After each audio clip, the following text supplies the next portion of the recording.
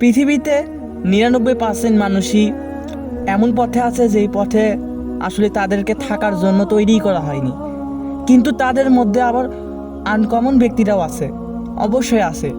যদি ভালো থাকে খারাপও থাকে, খারাপ থাকে ভালো থাকে, ওই রকম।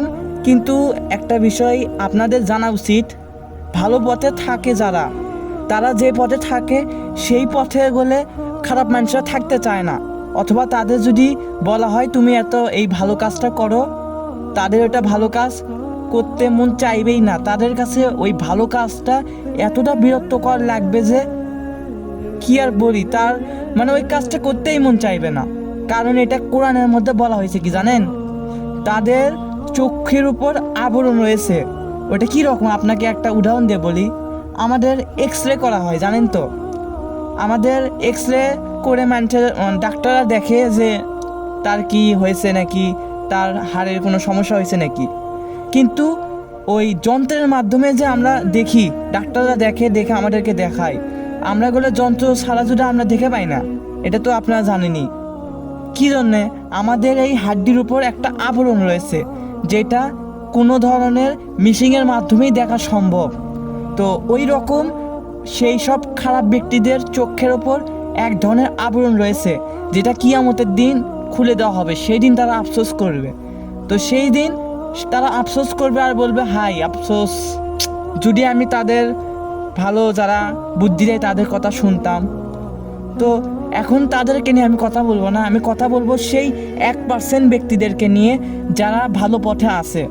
এখন যেই 1% ব্যক্তিরা ভালো পথে আছে, তাদের মধ্যেও আবার দেখবেন খুব কম সংখ্যকই সঠিক পথে আছে। কী জন্যে জানেন? আমি বলবো না যে গুনাহ করে না, এই জন্য ওই কম পার্সেন্ট মানুষ ভালো পথে আছে। গুনাহ আমরা করবই, কারণ আমাদের ব্যাপারে কি বলা হয়েছে জানেন? আমরা খাত্তাউন না, আমরা খাতিউন। মানে আমরা এমন যারা, সহজ ভাষায় বলি, আমরা গুনাহ করতেই থাকবো। মানে গুনাহ যদি আমরা না করি, আমরা মানুষ না, আমরা আশরাফুল মাখলুকাত হবই না। গুনাহ করে না কারা? ফেরেশতা। অথচ ফেরেশতাদের থেকে আমরা এগিয়ে আছি কিসের দিক দিয়ে জানেন? সম্মানের দিক থেকে। তাহলে বুঝতে হবে গুনাহ আমরা করবই, কিন্তু গুনাহ করব এখন সেই 1%-এর মধ্যে কোন সংখ্যক যারা খুব কম, যারা একদম আল্লাহর সেই 73টা দলের মধ্যে যেই দল জান্নাতে যাবে সেই দলের মধ্যে থাকবে। তারা কারা জানেন? যারা তওবা করে। এখন আপনি বলবেন তো মুসলমানরা তো তওবা করেই, সেই 1%-এর মধ্যে তো 30-20% তো তওবা, মানে ওই 1% পুরোটাই তওবা করছে, তো 30-20% ওরা একটু বেশি তওবা করে বলতে পারেন।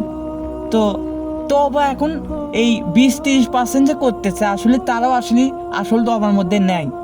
কি জন্য জানেন? আমরা তওবা করি কখন? যখন ভুল হয়। এখন আমরা একই ভুল তো বারবার করি, তাই না? সবাই আছে যে একই গুনাহ বারবার হচ্ছে, স্বাভাবিক। একজন তাহাজ্জুদ পড়া মানুষ, একজন নামাজ পড়া মানুষ 5 ওয়াক্ত নামাজ পড়ে, একই গুনাহ বারবার হচ্ছে।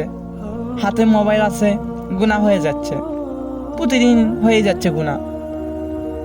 তো এই গুনাহটা আপনারা থামাতে পারবেন না ততক্ষণ পর্যন্ত না, যতক্ষণ পর্যন্ত আপনি মনে মনে কঠোরভাবে নিয়ত করবেন যে আমি গুনাহ ছাড়বো। তাদের মধ্যে আবার অনেকে আছে যারা মনে করে কি গুনাহ আমি আজকে করেছি, তওবা করে নেবো নি, আস্তাগফিরুল্লাহ বলবো নি, আবার কালকে গুনাহ হবে, আবার আল্লাহ কমনি, আল্লাহ মাফ করে দেন। তো তওবা তাদের জন্য না। কোরআনের মধ্যে একটা আয়াত আছে, লাইসাতি তাওয়াবি লিল্লাজি, বাকি একটা আয়াত আছে। তো এই আয়াতের সহজ ব্যাখ্যাটা বলি, সেটা হলো তওবা তাদের জন্য না যারা একই গুনাহ বারবার ইচ্ছাকৃতভাবে করে। তওবা তাদের জন্য যারা নিয়ত করে, মনে মনে দৃঢ় বিশ্বাস রাখে যে আমি এই গুনাহটা আর করবই না। গুনাহ তাদের জন্য যারা ভুল করে গুনাহ করে। গুনাহ এই তওবাটা তাদের জন্য না যারা গুনাহ বারবার করার একটা মাথা ভরে মন মানসিকতা করে নেয় যে গুনাহ আরেকবার করবই নি, কি হয়েছে। গুনাহ, এখন আল্লাহ তো সব বিষয়ে সর্বজ্ঞ, তিনি সবার মনের ভিতর কি আছে না আছে সব ভালো জানেন। আমরা নিজেদেরকে যা চিনি আমাদের থেকে কয়েক গুণ ভালো আমাদের আল্লাহ তাআলা আমাদেরকে চেনেন। মনের মধ্যে যাই ফিস ফিস করি না কেন তিনি সবই বোঝেন। তাহলে আপনি কি করবেন? আপনি যদি তওবা না করেন আপনার কি হবে ওই দিন? যেই দিন বাম হাতে যদি আপনার রেজাল্ট দেওয়া হয় সেই দিন আপনার কোনো কাহিনী চলবে না।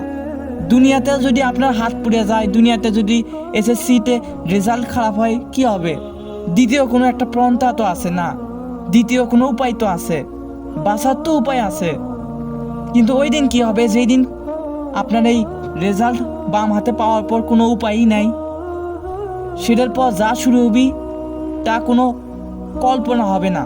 যে একটা দুঃস্বপ্ন দেখলেন, স্বপ্নের মধ্যে অনেক ভয়ঙ্কর কিছু হচ্ছে, আপনি শেষ হয়ে গেল, কি হয়েছে, স্বপ্ন ভেঙে গেল, তারপর সব ঠিক হয়ে গেল। কিন্তু সেটা হলো এমন অবস্থা হবে সেই দিন, যেই দিন আপনি যদি দুনিয়াতে ভালো কাজ করে যান, অনেক নামাজ পড়লেন, অনেক একজন আলেম হলেন, বড় কিছু হলেন, অনেক ভালো কাজ করছেন, ওগুলো কোনো কাজে লাগবে না। ওই দিন থেকে আপনি যা শুরু হবি তা কোনো কাহিনী নয়। ওই দিন থেকে আপনার শাস্তি এমন শাস্তি হবে যে শাস্তি আপনি তখন ভাববেন যে আমি এই শাস্তি যদি আমি ওই দিন যদি আমি কিছু একটা করতাম তাহলে এই শাস্তি আর হতো না। কারণ দুনিয়াতে আপনি ভাবতেন যে দুনিয়াতে আমি পাগল হয়ে থাকা বা খুব কষ্টে থাকা, একজন ভিখারি ভিক্ষুক পাগল হয়ে থাকা আমার কাছে ভালো ছিল, এইরকম মনে হবে। তো আজকের লেকচারটা অনেক বড় হয়ে যাচ্ছে, দেখা হবে পরের কোনো লেকচারে। আসসালামু আলাইকুম।